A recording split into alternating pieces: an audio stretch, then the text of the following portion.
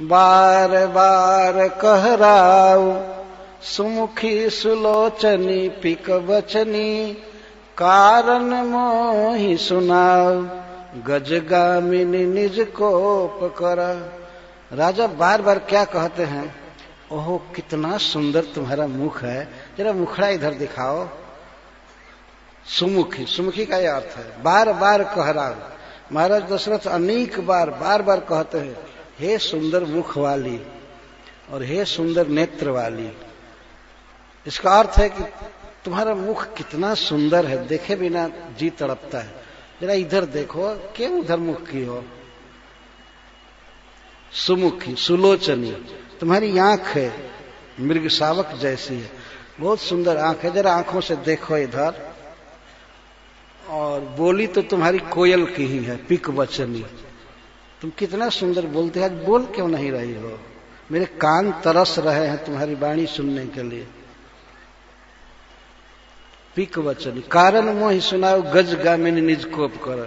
और थोड़ा चल करके दिखाओ, तुम्हारी चाल मत गजराज किसी है, तुम्हारी चाल बहुत सुंदर है, थोड़ा उठो, क्यों सोई हो, और कारण मुझे सुनाओ निज कोप कर।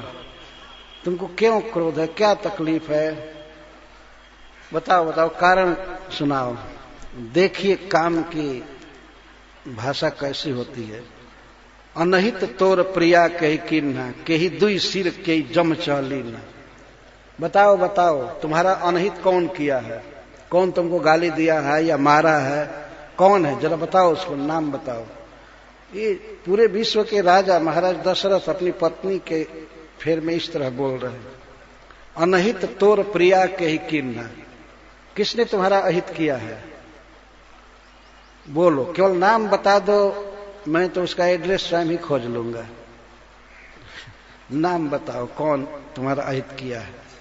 केही दुई सिर केही जम चहलीन है, कौन ऐसा है जो स्पेयर सिर रखा है अलग, और एक कट जाएगा तो कोई बात नहीं, ऐसा सोचता है।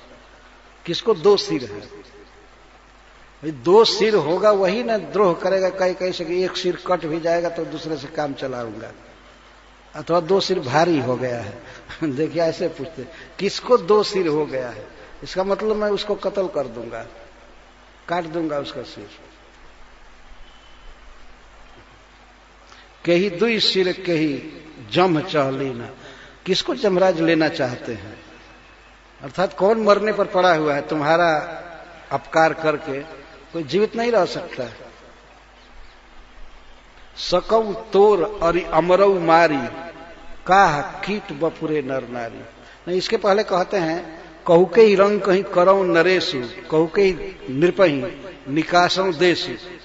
कहो किस रंग को राजा बना दूं, तुम केवल मुख खोलो, किस गरीब को, रंक को, दरिद्र को राजा बना दूं, और किस राजा को उसके राज्य से निकाल दूं, उसको देश निष्कासन का दंड दे दूं, मतलब राजा का राज्य छुड़ा करके उसको कंगाल बना दूं। बोलो, देखिए राजा की दशा।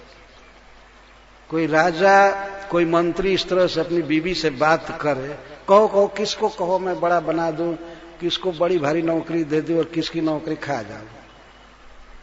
देखिए ये काम की भाषा है, स्त्री की इतनी गुलामी नहीं करनी चाहिए।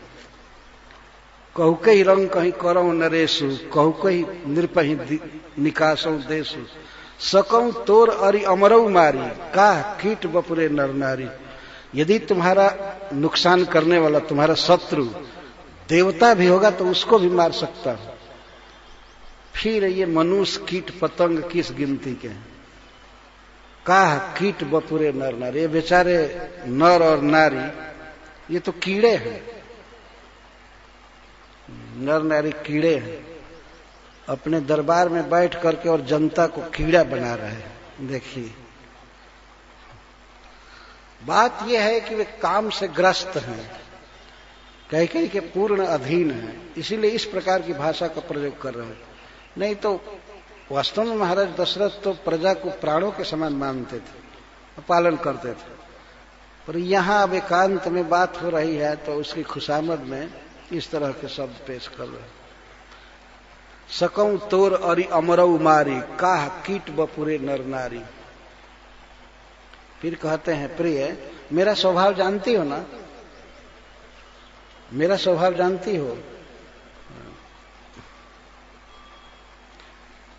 तुम मेरा स्वभाव इस तरह से जानते, जानसी मोर स्वभाव बरोरू मन तो आनन चंद चकोरू। हे सुंदर जांघ वाली बरोरू, ये भी काम की ही भाषा है इस अवसर पर।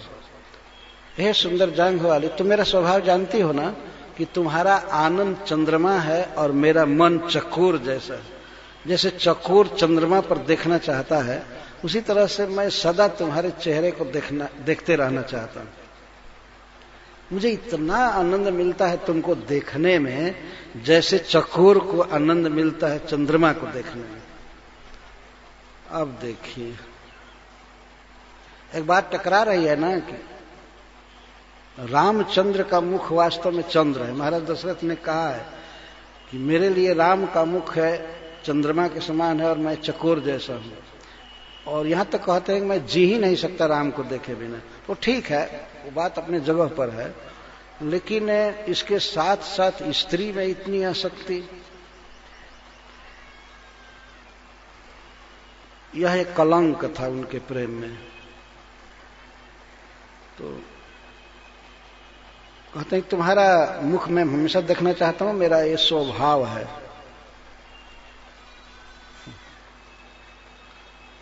तो बोलो तुमको क्या तकलीफ है, क्या तकलीफ है? प्रिया प्राण सुत सर्वस मोरे, परिजन प्रजा सकल बस तोरे। हे प्रिय, मेरा प्राण, मेरे प्राण और मेरे पुत्र और मेरे परिवार के सब लोग और मेरे देश की जनता सब तुम्हारे बस में है। मेरा प्राण भी तुम्हारे बस में है, मेरे पुत्र भी तुम्हारे बस में, मेरी सारी प्रजा तुम्हारे बस में और परिवार के लोग भी सब बस। परिजन, परिजन प्रजा सकल बस तोरे, यही समझो तुम्हारे चरणों में ही सब कुछ निछावर है। पुत्र में तो राम भी आ गए ना, सब तुम्हारे बस में है। प्रिया प्राण सुत सर्वस मोरे, मेरा सर्वस्व, मेरा धन आदि जो कुछ भी है ये सब तुम्हारे बस में है। और यदि मैं, देखिए महाराज दशरथ कहते हैं, जौ कछु कहब कपट करी, ऐसे यदि मैं कपट करता हूं, इस विषय में अगर झूठ बोल रहा हूं, तो देखो मैं शपथ खा रहा हूं, मैं राम की सैकड़ों बार सौगंध खा करके कहता हूं कि मैं झूठ नहीं बोल रहा हूं। इसी बात की प्रतीक्षा कई कर रही थी कि शपथ खाएं, क्योंकि मंथरा ने सिखाया था, भूपति राम शपथ जब करई, तब मांगे हूं जही वचन न टरई। राजा जब राम की सौगंध खाए तब तुम मांगना। तो महाराज दशरथ सौगंध खाते, तापर राम शपथ सत्य मोही, सैकड़ों शपथ खा करके मैं कहता हूं कि मैं बिल्कुल सत्य बोलता हूं, झूठ नहीं बोलता हूं। मेरा जीवन, मेरे पुत्र, मेरा धन और मेरे सारे लोग और प्रजा सब तुम्हारे बस में है, मैं तुम्हारे बस में हूं। तो ये सब तुम्हारे बस में है और तुम मुझे प्राणों से प्रिय हो, और मैं इस बात को झूठ नहीं कह रहा हूं, सत्य कह रहा हूं बिल्कुल। वास्तव में महाराज दशरथ बिल्कुल स्नेह में बोल रहे थे, कपट नहीं कर रहे थे, जो उनके मन में था भाव उसको व्यक्त कर रहे थे। तो तुम उठो, तो जो मन में है वो मांगो, तुम्हारे मन में जो मनोरथ है, जो चाहती है उसको मांगो। और भूजन भूषण सजहि मनोहर गाता, तो ये शरीर पर, शरीर के अंगों में तुम आभूषण धारण करो, गहना लगाओ पहले, ये मेरी बात मानो।